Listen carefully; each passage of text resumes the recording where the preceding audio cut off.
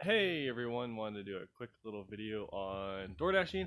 I'm now up to about 250 deliveries and learned a lot and wanted to share everything with you guys and hopefully make your experience a little bit better. So here's what I've learned. So quick little recap. This is the bike I'm using. It's a 2010 BMW F800 GS. If you've watched my last video, you will see the addition of these cool side panniers. That being said, these are a recent addition. I just put these on. So 240 deliveries were done with just that cooler, with the addition of these delivery bags.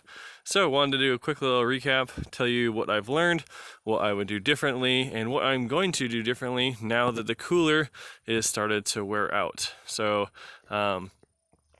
so far, I've done actually really well with my carrying the food abilities, with the navigation, with the RAM, bar grips. That's been working great holding my phone and the cooler. It's just a Rubbermaid cooler, nothing fancy, except I've added some Velcro up on top there. I'll get to that in a little bit. But the big things I've learned is, one, it is really important to know your delivery market and your delivery zone. So I've been delivering in the Seattle area, mostly though in the North Seattle area. I was delivering downtown, which I can get more money per delivery, but the problem with that is there's so many delivery people there, I end up waiting a really long time for deliveries. So I wasn't making as much as if I get a little bit less per delivery, but I get to get more deliveries more often. And then parking in Seattle, I was having to park illegally every single delivery, which I never got a ticket, luckily, but I know parking enforcement out there, and I could have easily have gotten a ticket with where I was parking. So not the best. So I just deliver in a different zone, but I do occasionally deliver in Seattle depending on the cost of delivery fees. Next thing is delivery times. Obviously, deliver more when people are eating more. So dinner time, I get paid a lot more, and so I don't even bother really with breakfast or lunch usually. So my sweet spot is 5 to 9. Sometimes I go later. A lot of times delivery drivers will stop, and so I pick up a lot of my business that 8 to 9:30 shift. I can get a lot of deliveries really fast. A lot of people get the munchies then.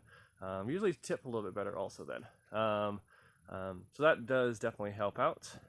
Things I would change on the cooler, or I'm going to change, is I want it to be just slightly wider. Right now I have 2 DoorDash delivery bags, and I won't have to kind of squeeze them in. Like, I can put one this direction, but I don't have enough room where if I went a little bit wider, I could put 2 of them this way. So the next cooler, I'm gonna have just a little bit wider and a little bit deeper. So if I went an inch deeper and 2 inches wider, I would be able to fit both those coolers a little bit easier, which is what I'm gonna do on the next one. Same issue I've been having is my drink carriers. You notice they're a little scuzzy. These ones are toast, but ultimately what I did was put some heavy duty bungees right here, and that holds everything together. So those basically just like help prevent everything from folding over. And the other thing that I've been doing is I carry around, bear with me here, a roll of masking tape. Sounds kind of weird, but what the masking tape does is allows me to tape the lid shut on soda drinks. So that has definitely saved my drink. And so basically, if I have a cup, I'll wrap from the top all the way around the cup back to the tape and then tape it shut. And that has prevented like pretty much 99% of all the leaks and spills so far. So the tape's been a great addition. Same goes the pizza bag I got on Amazon. Pizza delivery bags. This guy has worked out great. Been able to pick up a handful of deliveries, as well as surprisingly not just for pizza. It's also been Mexican food, a couple seafood things, bunch of random things. And then also I've gotten some deliveries where they would not fit in my 2 DoorDash bags, and then I had to put the 3rd one in there, or some large one, which has definitely helped out being able to like have that as a backup. So my first 240 deliveries was just the cooler, a backpack, and these guys. And I shoved 2 in there and shoved the pizza bag up on top, and it stayed pretty hot pretty long. So I've been pleased, and my my customer satisfaction is like 4.9%. So I'm feeling pretty good about it. But again, so know your market, know your delivery times, really analyze those if you want to make the most money. My last delivery, I was making $35 an hour.